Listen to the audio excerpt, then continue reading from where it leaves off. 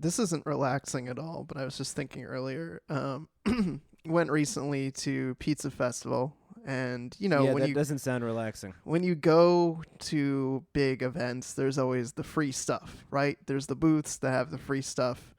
For some reason, they almost always have stress balls, and I think to myself, "Yay, stress ball!" And I usually take one, but I never really use them. Like, how often do people take stress balls and actually use them? My experience is that they kind of smell weird. Kind of like regular balls.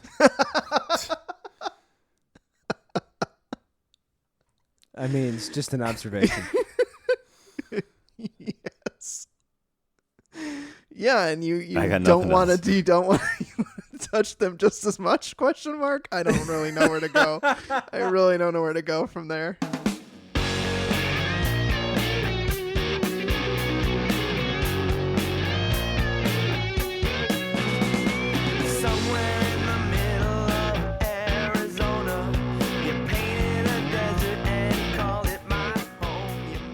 Welcome to Spoiler Piece Theater, the podcast that doesn't give a shit about spoilers. We just want to talk about the movies. My name is Evan Crean. I'm editor for The Independent. I am co-chair of the Boston Online Film Critics Association and co-author of your 80s Movie Guide to Better Living. My name is Chris Jensen. I'm a contributing writer at Seville Weekly, and I'm a member of BOFCA. And my name is Dave Riedel. I write for Orlando Weekly, Salt Lake City Weekly, and I am also a member of BOFCA. Oh, yeah. And on this week's show, we've got two movies we're going to be talking about. First movie is Sword of Trust, which is the latest Lynn Shelton movie, starring Marc Maron. Let me give you Shelton, Shelton. You know that song Shelter by Lone Justice? No. I do now. Okay. Yeah. It's the late 80s, so I don't expect you to necessarily know it. Sorry. Well, now I know. It was a dark time for us all. So Dave and I are going to be talking about Sword of Trust, and we also have the much anticipated Fast and Furious spinoff, Hobbs and Shaw. Much anticipated? Yes. By whom? By fans of Fast and Furious movies like us. Well, okay. On Letterboxd, I called it Tango and Sterling. I think that sums it up. Wait, what Sterling is from which movie? Well, sterling is like English money. Oh, you mean pound sterling. Okay. Yeah. Gotcha. Tango and Cash. Tango and Cash. Oh, see, I thought because Tango and Cash is two names, I thought that Sterling must have been someone's name from like some other movie, and you were putting it together. But I'm also. I thought that was so clever. But I'm also stupid, so don't worry about it. I mean, I got up at 5 a.m. today so that I could run 7 miles. So I just... That is really stupid. Yeah. Yeah. Well, Joan was leaving at 7, and so, you never know how many injuries are going to crop up while you're doing your run, so you got to get out the door by 5. So you can get them all in. Yeah, exactly. You can get all your injuries in before breakfast. That's right. Anyway. So should we start? Let's start with Sword of Trust, which, Dave, you've seen more recently than I have. I saw it at IFF Boston a few months ago. Yeah. Hey, check this out. This is the first time I actually realized, and I'm not making this up, that sword is pronounced sword and not sword. I did make that up. I knew it was pronounced sword. Yeah, sword. Just like yatch. Yeah, it's a small yatch with a hole in its side. It's from a Donald Duck comic book from the 80s. Okay, so Sword of Trust. I almost said Hobbs and Shaw. I don't know why I would talk about that movie, but Sword of Trust. I have to say, I thought it was pretty funny. I think overall I enjoyed it. I mean, I feel like good, not great though. What did you think of it, Dave? I think I liked it more than you did, but I'm also predisposed to like Marc Maron more than you probably. I don't know. I like Marc Maron quite a bit. No, I know you do. I know you do, but I don't know. I have a soft place in my heart for him because I remember him from the early 90s as the angry comedian. So, in this, he's the angry pawn shop owner. But he's also sad, which makes it a little different. Mm-hmm. And unless things change, oh man, big announcement on Spoiler Piece Theater. He's going to be one of my top 3 acting choices for this year. Ooh. Mm-hmm. Mm-hmm. He is good in this. I have to say. Mostly based on the kind of, for lack of a better acting word, soliloquy that he gives in the back of that truck when they're on their way to sell the sword. Mm-hmm. So, yeah, the story is funny in an oddball sort of way. It's characters Cynthia and Mary. So Jillian Bell and Michaela Watkins are a couple, and Jillian Bell's grandfather has passed away, and the only thing that he's left to her, because I think he was broke otherwise, was this sword. And the story behind the sword is that somehow it, quote unquote, proves that the South actually won the Civil War. And so they get a kick out of this. They think it's pretty hilarious. So they take it to a pawn shop, which is owned by Marc Maron, and he works there with John Bass. And John Bass is this, goofball assistant guy who mostly just hangs around, and he's not super helpful to the store, but he's just kind of I don't know. He's the guy that Marc Maron's character, you could tell, feels a responsibility for, because he's, this younger guy who just started hanging around the store. He's kind of like Jack Black and the other guy in High Fidelity in that regard. Yes. They just started hanging around the store, so he started paying them. Right. And so they bring in the sword, and then they're like, okay, well, here's the story behind it. And he's like, do you guys buy any of this? Like, are you like, what is the story that you're trying to pitch me? Like, I don't really believe what's going on here. This is all too crazy.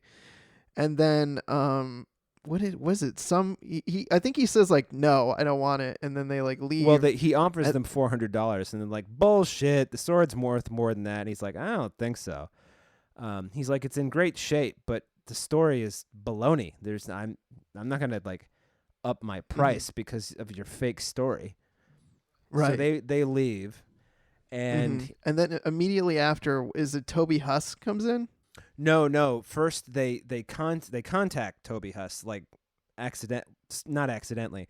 What's his name? John Bass is kind of a conspiracy theorist, so he looks up the sword and the whole South won the Civil War thing online, and he finds out there's a whole shitload of people who believe that, and a lot of the artifacts are going for big money. So they're like, that's right, we'd better call the women back and offer them more money. Yeah, like, let's pay them $1,000 and then we'll sell it for $5,000 or something. Yeah. Something to that effect. Yeah, that's what happens. And so so John Bass downloads WhatsApp for Marc Maron, and they get in contact with Toby, what's his name? Toby Huss. And he comes in, and, well, first Maron has to get Michaela Watkins and Jillian Bell back. And so they come back, and he's haggling with them, and she's like, wait a minute, Michaela Watkins is like, wait a minute, you must have a buyer, because there's no way you would do this. This is stupid. And he's like, fine, I have a buyer. And they agree to go 50-50 on the thing. And so they have, then Toby Huss comes over, and he looks at the sword, and Jillian Bell tells him the story, and she's tripping all over her words. She gets it completely wrong, but he's like, yep, that's the way it happened. Let me go talk to the boss. Yeah, they like can't even keep the story straight on like which general it was and which battle it was. They're just totally pulling shit out. At one point, totally pulling things out of their asses. At one point, they say chicken foot, and it comes back later, and another character is like, I mean, you were saying chickafa and chicken foot, and that's a band with Joe Satriani and Sammy Hagar. So anyway, Toby Huss comes to get Marc Maron and take him somewhere, and he's like, nope, we're all going, because these other guys show up too. These other two guys show up looking for the sword, and they threaten Marc Maron in his own store with his own screwdriver, which is on the counter. It's a hilarious confrontation because he basically berates them for stealing a screwdriver from his store to threaten him with. And I don't remember how exactly he finishes diffusing the situation, but he ends up getting them to leave, which is even funnier. The guy who owns like the fast food place next door, he comes by a couple times a day to give Maron food, and he comes in to like give him food, and then he's like, hey guys, and he just lifts up his shirt and he's packing. And those guys leave, spooks them. And his name's Jimmy. He's like, Mel, which is Marc Maron's name. It's like, what? Don't you have a gun? He's like, yeah, I've got a gun. It's in the back somewhere. He's like, well, fucking go get your gun. Jesus. So I'm not always going to be here to save you. So anyway, Toby Huss comes back and he wants to take Marc Maron alone to see the boss. And Marc Maron is afraid that he's going to be killed. So he talks Toby Huss into taking all 4 of them. So he comes back in like a white box truck, but it's carpeted on the inside. And that's when he tells the sad story about him and his ex-girlfriend, who was played by Lynn Shelton, coincidentally, and Deirdre. And then they get to wherever they're going, and they meet the boss, who looks like David Ogden Stiers, although that can't be him because he's dead. Right. But, the actor's name is Dan Bachdahl. Yeah. And then it turns out that Dan Bachdahl doesn't believe the stories either. The South won the Civil War either. He's just collecting all this stuff so he can amass a big enough collection and then sell it to some fucking rube for a shitload of money. But Toby Huss overhears them talking about that, so he comes in with a gun to threaten them. But it turns out that Michaela Watkins and Jillian Bell also have guns, so they pull the guns on him, and then David Bachdahl, or whatever his name is, like sends Toby Huss down to the toy room, whatever that is. You don't find out, and then he's like, "You guys can go," and then they're about to leave and give him the sword, and he pays them $40,000, and then Jillian Bell can't give him the sword. She's like, "This is the only thing I have left of that's any memory of my family." So they take the sword, and he gives back the money, and they drive back wherever they're going, and the movie ends with Maron fixing. He sees that Deirdre's car is like broken down on the side of the road, so he has it towed to a shop and fixed, and he buys her some groceries and leaves them on her front door. Yeah. And that's how the movie ends. Because there's a scene earlier in the movie where she's desperate and she's asking for money, and he says to her something to the effect of, "No, I can't. Like, I've done this too many times. We've gone down this road too many times. I have to put my foot down somewhere. I have to say no at a certain point. Otherwise, it's just the same bad cycle for the two of us." But he changes his mind in the end. Yeah, it turns out that when he moved to New York when he was younger, he wanted to start a band and in his words, become a famous rock star. And but then he met her, and she was into hard drugs, and then he got into hard drugs, and they stopped playing music. And I don't know how long that went on. Like you get the feeling it went on like that for like a decade in New York, and then he said he was so ashamed of his situation he couldn't call his mom and dad and like ask them for help. So he called his Uncle Ted, who told him to come down and get straightened out and send him to rehab. And then Uncle Ted wanted to retire, so he said, "Take over my shop. That's what you can do for me since I helped you out." And so that's how Mel ended up in the pawn shop business for the last 15 years. And then, of course, Deirdre followed him down like any good drug addict would. And when I say any good drug addict, I mean any typical drug addict. So...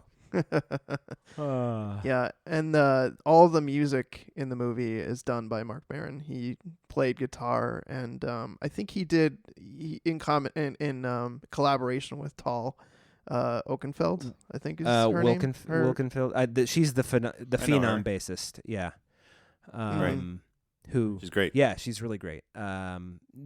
She's only on one. I don't know how many she played on. She only wrote one of the songs with him. Like he wrote 6 or 7 original songs, and then they wrote one together and performed it with a full band, and it plays like over the closing credits, and it's a really good song. Is she in the movie? She's not.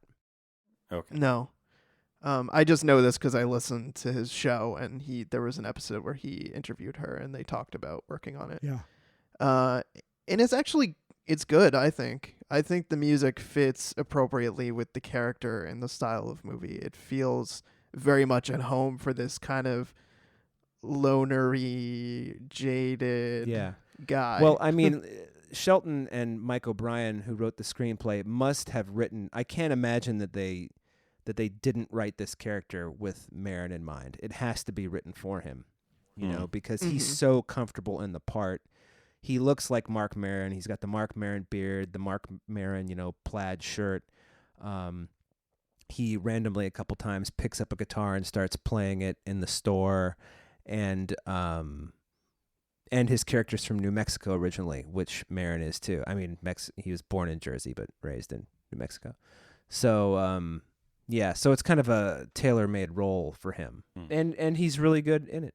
Everybody's good. Like the casting is really, really well done. Yeah, it's spot on. Yeah. Any questions? Well, this is your brain on Sword of Trust. Any questions? The fact that Marc Maron, I also remember Marc Maron as the comedian, and it's funny that this is who he is now, and it's not the podcast. I was like, yes, this is the perfect channeling, because you get into the stuff you get into in your stand-up, but you're not compressing it into jokes. But the fact that he turned into as good an actor as he is, that's the surprising part. And that might just be like a comfort. People know how to cast him. Roles are either created for him or he makes them his own. But he's such a natural in every role now. I never watched his IFC show, but I really, really enjoy him on Glow, which I think is a terrific show all around. I can't say this about many TV shows, but I've watched both seasons of it and thought to myself, this is perfect television. Perfect seasons. Yeah. Like, no complaints. I thought, each season was just terrific. And the through line between them was just perfect for me. I've seen the first 2 or 3 episodes of the first season. I was like, this is good. I should keep watching it. And in typical me fashion, did not. So. Shelton, yeah, she's got a really good way with characters, at least from what I've seen. And it sounds like that this movie is at its best with its characters. I was happy to see Mike O'Brien's name here. He's one of the. There's a specific kind of person who was an SNL writer but not a performer who makes a name for themselves, and that's been Mike O'Brien. Cool. All right. It's still on the list to see before voting time. Yeah. For me. Yeah, I would definitely recommend seeing it. Overall, I mean, I did really like it. I found it enjoyable. I think for me it was a little slow. It was yeah, it's definitely 70 minutes of story in a 90-minute movie, because there's definitely some riffing that goes on. And the riffing is funny, but it's funny in ways that other movies have done, where it's like characters getting very meta about things. Like the two rednecks who try to hold up Maron for the sword. They make some comment about guys like you, and Maron says, guys like me. What does that mean? It's like, guys from the East Coast. Oh yeah, we're on the East Coast. And they're like, oh, I don't know, New York, New Jersey, Maine, Massachusetts. And he's like, oh, okay. You guys are smarter than I gave you credit for. And then later they call him a fucking Jew, and he's like, I knew that's what you meant when you said East Coast. That's just like that kind of thing. And it's funny, but you've definitely seen those kind of gags before in contemporary comedies. Yeah, it's consistently funny, but it's not hilarious. And I think that for me was why I was like, I like this, but I'm not in love with it, because I feel like it could have been maybe a little tighter. It could have been a little snappier. Even though I really did enjoy it while I was watching it, and I just had a good time with it. Yeah. Okay. Yeah, I will check it out. Okay, so then it sounds like we should move on to Hobbs and Shaw. Fast and Furious presents Hobbs and Shaw. Now, I know that you guys, it sounds like you loved it. And from... No? See, I mean, I enjoyed it quite a bit, but I didn't love it by any means. From what I'm reading on the Twitter and the Instagram, it seems to be getting high praise from people who... Now, granted, it's coming from people who have admitted to having the Fast and Furious series be kind of their guilty pleasure series. Well, what the critic world feels about Mission Impossible, I feel about Fast and Furious. I don't get the same, yes, a new Mission Impossible movie, but I kind of I want to see what they do with Fast and Furious. And with Fast and that's not to say one's good, one's bad, but I enjoy the commitment to the fact that, to back up for a second. So what I do love about Fast and Furious is how it started with hey, we're going to make a movie about some real cool guy stuff, cool guys only. What do you think? You watch this, you're one of us. You get it. You're cool, bro. Look at all these cars and babes, and you know what these cars are because you're cool. Like, Right. it's one of those. Yeah. And like that starts to peel away over the course of a few movies, and then finally around 5, like between Tokyo Drift and 5, there is like fits and spread, and then 5 is the one that's like, Yeah. you guys are doing something now. Like, you're bringing this somewhere. Right. You found a sweet spot. It's not this emo movie about somebody driving cars and being undercover. It's big and it's loud and it's fun and it's a heist and it's got a crew of people from all, parts of the world and all walks of life, and they're all coming together and pulling off some insane shit together, and they're all buddies and they're all this weird kind of family, dare I say? Family. Vin Diesel's way of saying it, and the fact that he is watching him go like, this is the best work I've ever done. This one's definitely going to win Best Picture. Like, with every movie, it really seems like he feels that way. And that enthusiasm is infectious, and the action is second to none. Mm-hmm. And it's just terrific. It is great fun. It's not even escapist. It's fun on its own. Like, Right. It's not even a guilty pleasure because it's not guilty of anything. It's sincere.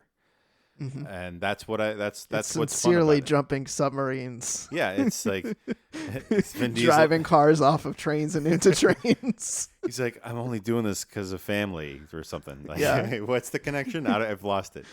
That's the appeal of the Fast and Furious, is that evolution. And now it's like, you guys are fucking, what the hell? Yeah, what are you going to do next? Yeah. How are you going to top that last one? No, it's space. It's got to be space. Yep. It can only be space. Or they shrink down and they go into cyberspace. It's Tron suddenly. Right. There's nowhere else for it to go, but they're going to find it somehow. And so with Hobbs and Shaw, like, there's a lot of really good stuff in it, but it is sort of dialing it back in a way, except that Idris Except in Elba other is ways. half machine or whatever. Right. But like, so in terms of plot, it's like, what the fuck movie am I watching again? Right. But in terms of what happens, in terms of the action scenes, it's like that you're not doing anything I haven't seen in the other Fast and Furious movies right now. Just Basically. it's fewer characters. The action scenes are smaller scale, even when they're enormous. I would argue there's a lot more hand-to-hand combat in this Yes, one. right. A lot more like dust-ups and just different kind of brawls that happen. Less driving. Although, admittedly, when the driving is happening, it's really fucking fun to watch. I almost wish it was more driving and less of the hand-to-hand stuff, because I feel like that's one of the movie's weaknesses, is that even though it's directed by David Leitch, it's just not shot and edited well for the majority of these fight scenes. There's one example I think that is just the best. There's a scene, they've shown it in trailers, where they're both in a set of hallways that are right next to each other, and they're having to fight their way through their respective area to get to the part where they buzz through the door and get to the next area.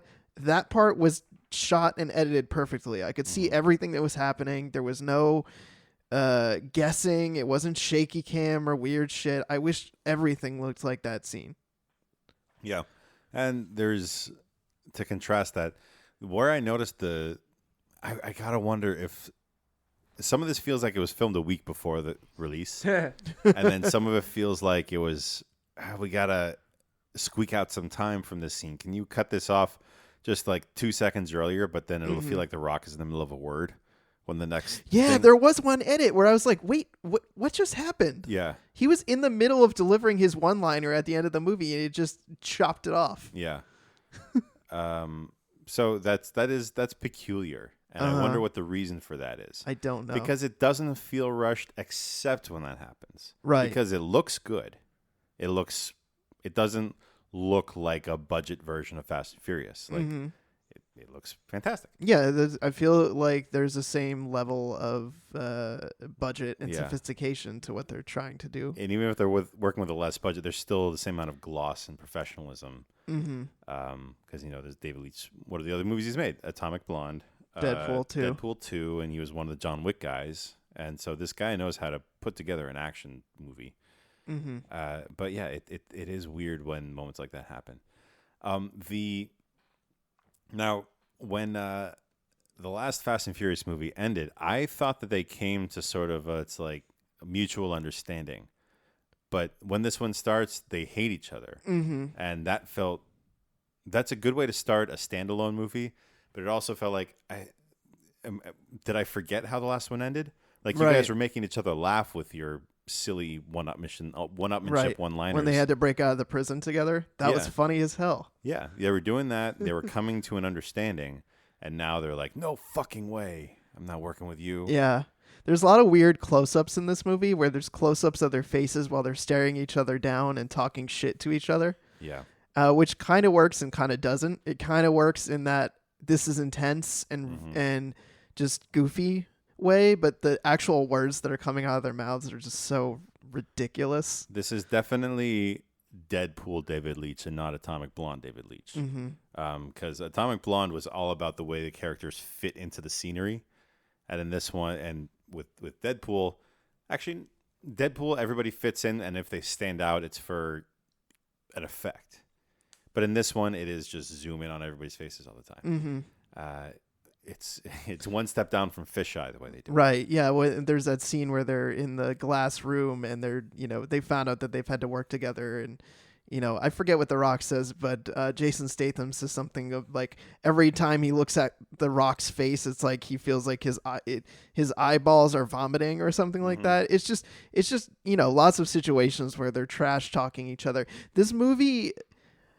Moments that could have been when lines like had that happen, I was like, that could have been funnier. Yes, I felt that throughout the movie. I thought that this movie had a lot of individual moments that actually were pretty good, but it just didn't fit together the way I wanted it to. Some of it was, the action scenes, the way they were shot and edited. Some of it was the dialogue just not quite landing.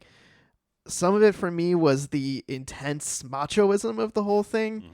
I joked that you could make a supercut of every time somebody got kicked in the balls in this movie because there's a lot of people getting kicked in the balls. In one of the opening scenes, so this is funny. They do a juxtaposition, a split screen of the two of them waking up and going about their routines and seeing the differences.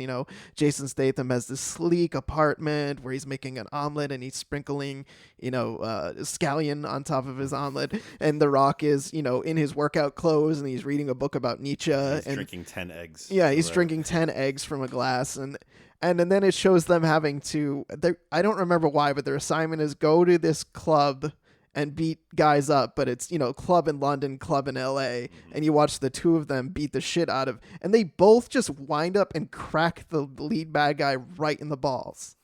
And it's just from there, it's just repeated shots to the balls for the rest of the movie with this weird macho one-upsmanship.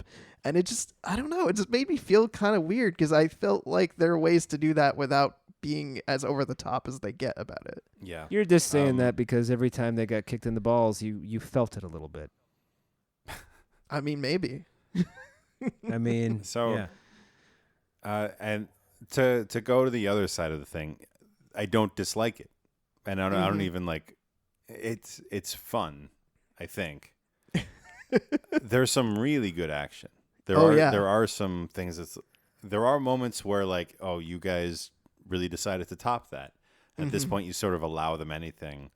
There are definitely oohs and ahs, moments where people are like, whoa, I didn't even know they could do that. Yeah. And the truth is they don't. It's all computers. But Right. They make it work because it's so big. And the franchise has established that The Rock is a tank. He's superhuman. He like breaks handcuffs without even straining. He just stops rubber bullets. Like this is who he is. Yeah. And in this one, he holds a helicopter down because it's attached to a chain. Yes. And he latches the chain back onto the winch and starts turning the winch by hand to pull the helicopter back in. Yeah. So I mean, that's cool because that's further down in the movie, but that's near the end.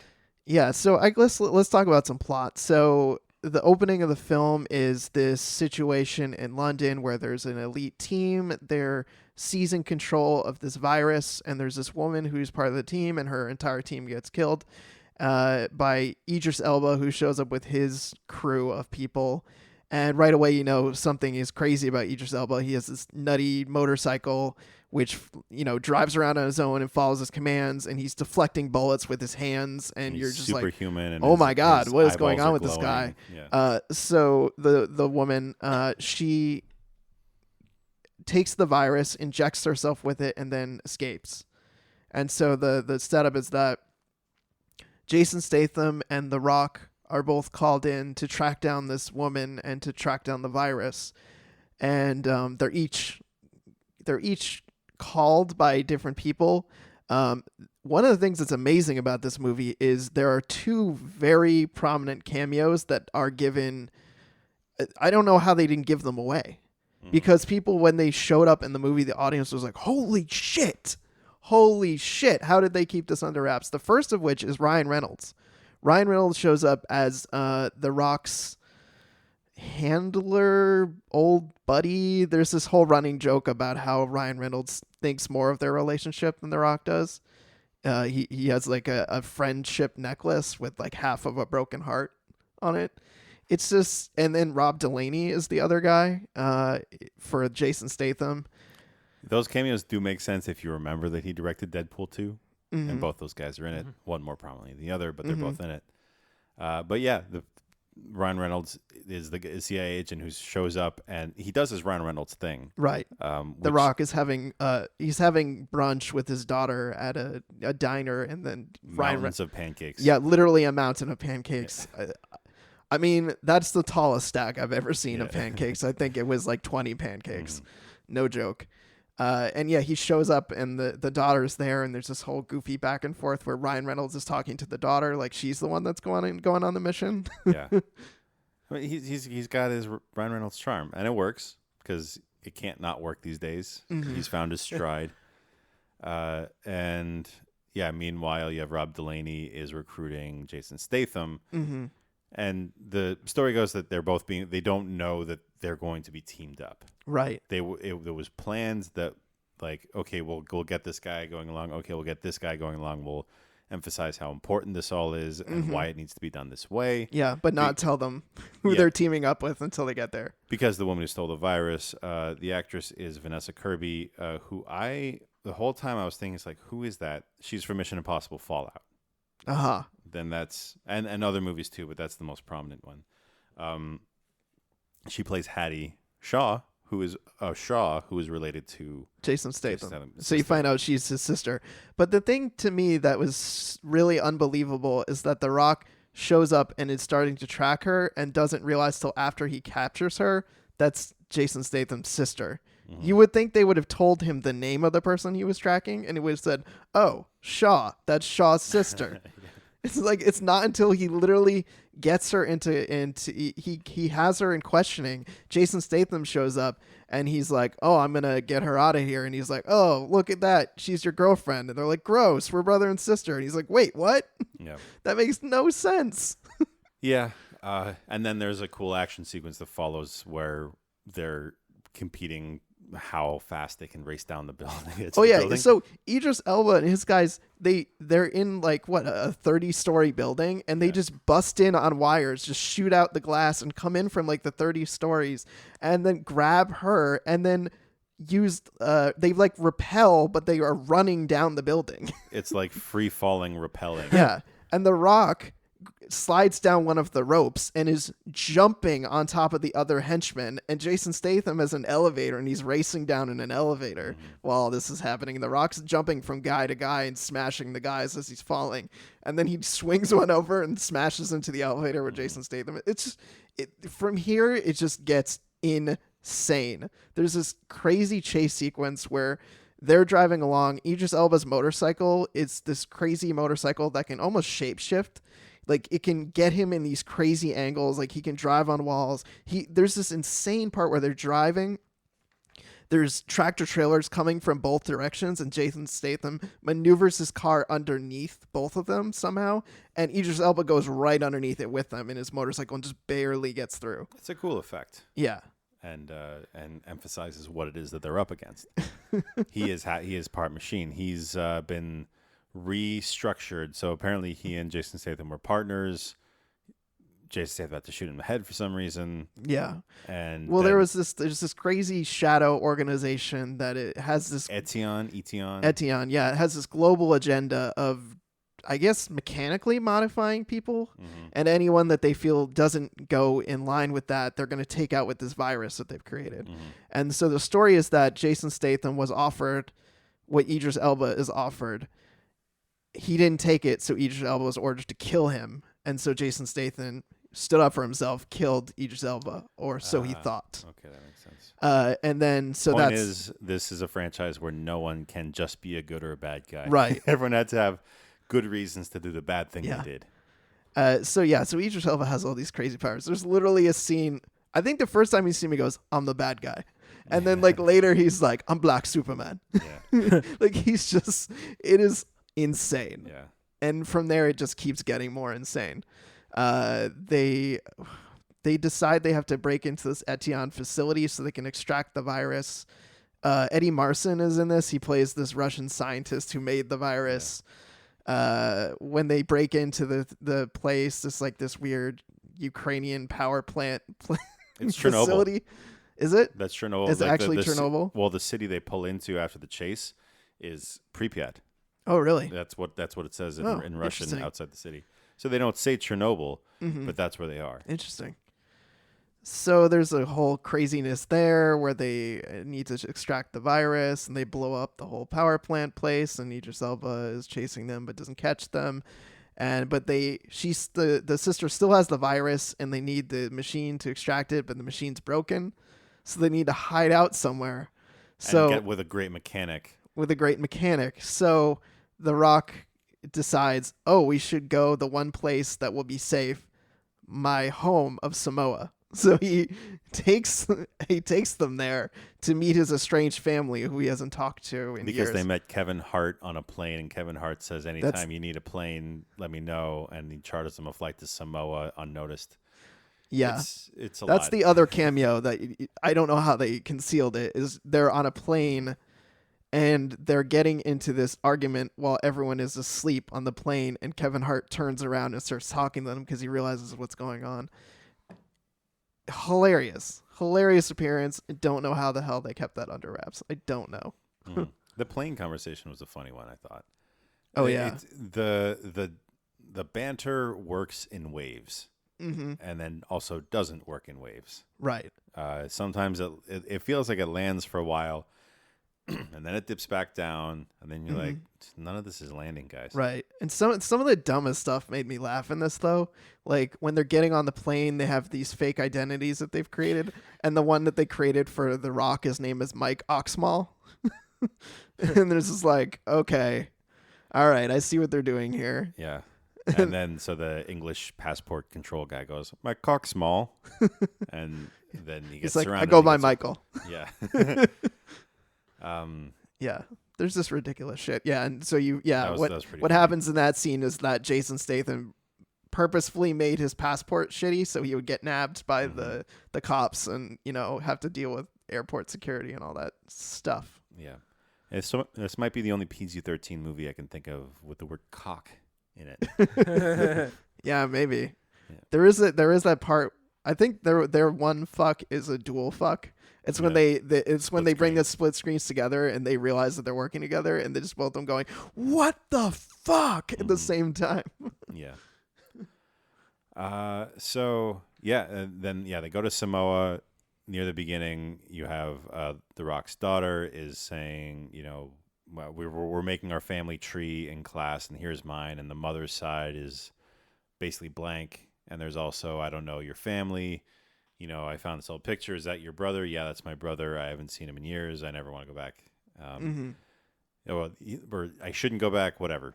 Life happens. Sometimes things happen. You don't want them to happen. They do. And he's just giving reasons for why he doesn't want to go back home. So his brother is apparently a genius mechanic, like tinkerer guy who just knows machines.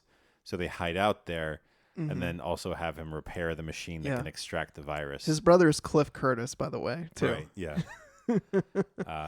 Then it's this giant family of giant people who are all covered in tattoos and mechanics and fight the shit out of some people. Right. So they make this crazy plan that involves, planting explosives, and they've got their They can remotely deactivate their guns because they're using activation chips, and so get them in hand-to-hand combat, and then you have fire and explosives and punching.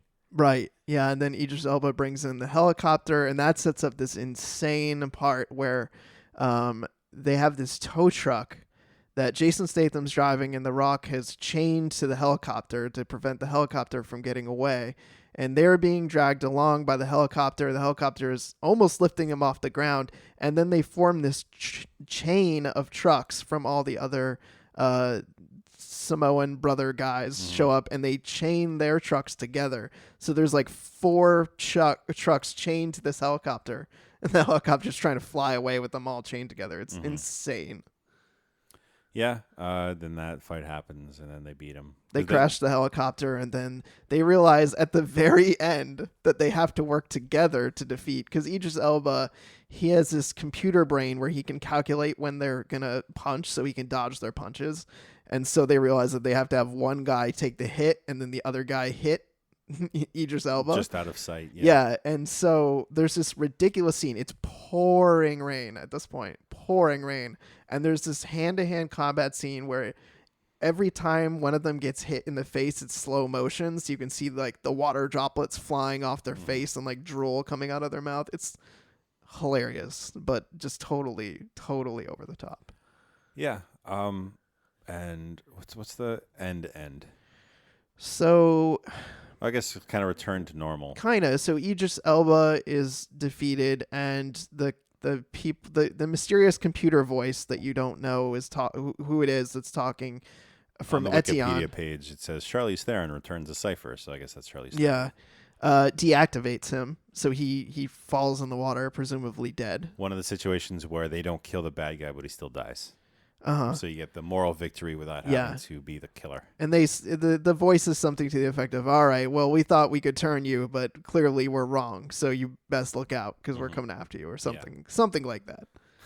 And then, it's a return to normal. It's The Rock brings his daughter to meet his mother and all the family in Samoa, and Jason Statham is back with his sister, and they go visit Helen Mirren in prison and bust her out of prison. So, and then there's like a bunch of just stuff that happens over the credits. There's multiple post-credit scenes involving Ryan Reynolds and this whole thing where he's talking to The Rock on the phone. It's just ridiculous. It doesn't do anything to advance the plot. It's just them riffing and spoiling Game of Thrones. That's it. And it's also kind of not funny enough to just have it tagged on in the movie. That's the part that feels like it was filmed just a couple weeks ago. Right. Mm-hmm. Because it's just sort of, okay, Ryan, be funny. Yeah. He's oh my God, I'm bleeding. Wait, this isn't my blood. I stabbed somebody. This is his blood. Yeah. It's just kind of Ryan Reynolds riffing like that. And that's Deadpool funny, but I don't know if it's this movie funny. Mm-hmm. But whatever, it's okay. It's just, it's kind of not, it needed to be funnier, honestly. Yeah. I think a lot of it would have changed for me if it were more consistently funny, because I think it was just relying on their attitude too much and say, well, when these guys say it, it'll be funny because of who they are. And that doesn't always work, especially if it's like back-to-back-to-back gags that are just like, yeah, well, you're ugly too. It's like, come on, guys. Right. Yeah. And the whole thing where, Jason Statham's mad and he's like, you trying to sleep with my sister? And The Rock's like, yeah, okay. Like, I'm doing all this because I'm trying to get with your sister. It hits the predictable notes in that way. And I wish it didn't do some of that stuff. Yeah. But, if you like this kind of thing, I don't think if you like the Fast and Furious movies, you will dislike this. No. I can't see somebody who likes the Fast and Furious hating this. Because there is the helicopter, the chasing scene. So when the helicopter's chasing, so the fight in Samoa, the hand-to-hand combat stage ends, and now it's a car chase. They're loading Vanessa Kirby onto a helicopter, and Rock's like, "Not on my watch" or whatever, and they throw a chain around. And then the car, Jason Statham is driving, but then they've got the chain. They're trying to draw it back down, and it's a chase along a cliff of an island. And then the helicopter starts to get some lift and pull the truck off the ground. And then it's just car after car after car hitches on to the one behind it. And so you have this like only one car is touching the ground, and there's like 4 cars that are chained to a helicopter, and there's it's a sharp turn around a cliff. It's cool. It's silly. Yeah. And then once you realize how much they're dialing it up, you're along for the ride. Right. Because it's fun. You know what's really funny is there's the whole part where The Rock is shirtless and he's wearing like, I don't know, I wouldn't call it ceremonial like garb. Yeah, but it's like a wrap that he's wearing. And before he jumps on the tow truck for the helicopter, you see him grab a shirt and throw a shirt on as he's jumping onto the car, and you're thinking, why the fuck did he decide that all of a sudden he needed a shirt for stage 2 of this plan? Yeah. That's the thing that he grabs. That's probably pickup is what I'd say. He's running and he's got the shirt and he's throwing the shirt on as he's climbing onto the tow truck. Yeah, it's like, hey, we filmed these 2 huge action sequences and we just realized you're wearing a shirt in the second one. Can you come back to Samoa and just like film yourself running onto a truck putting a shirt on? Yeah. And there. Also because in the shirtless part, that is the Samoan. They do a haka, and it's like a real like fuck you, and everything's lighting on fire, and it's pretty cool. Yeah. And then in the other one, it is Statham. Although honestly, with how testosterone laden this movie was, they should have just had them both take their shirts off. Oh, totally. I think that would have been appropriate for the movie. Mm-hmm. I think it would have made it more fun because it's so amped up. Right. That it's like, yeah, let's really make this as macho as we can possibly, like absurdly macho. Right. They should have gone full Top Gun with it. They should have had a beach volleyball scene. Yeah. That stuff. I mean, when you have this many guys being this macho, you're just thinking it's like, when is this going to be either played for camp or deflated a little bit? Like, I think you should do one or the other. Right. There's not enough of those moments. There is a moment where Vanessa Kirby says something like, ugh, men.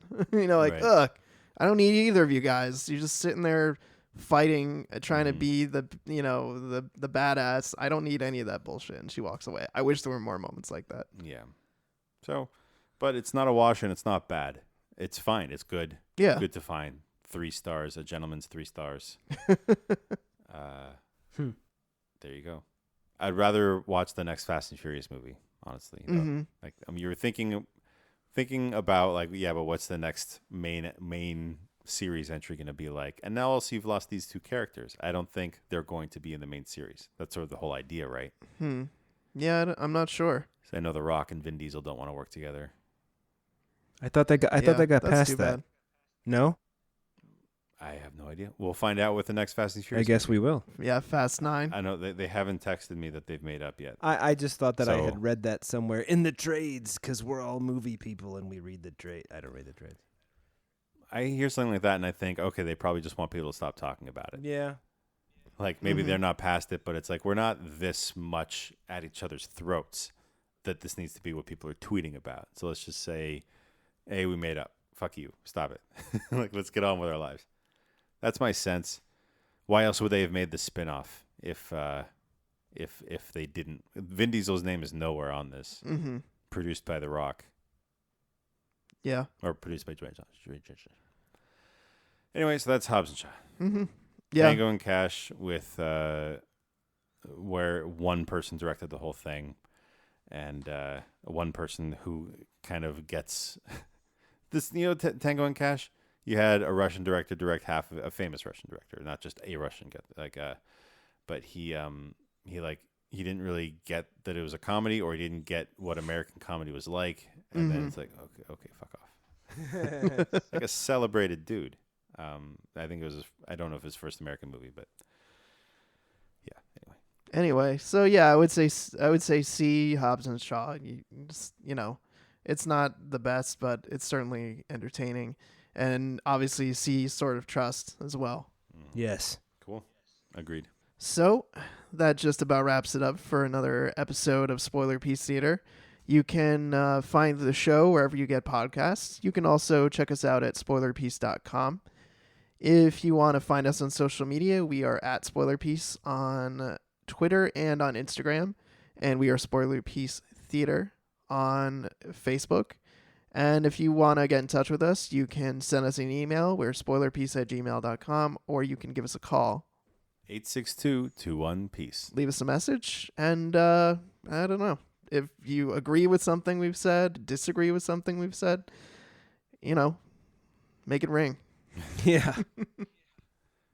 And if you like the show, please rate and review us on whatever platform you listen on. That helps other people find the show.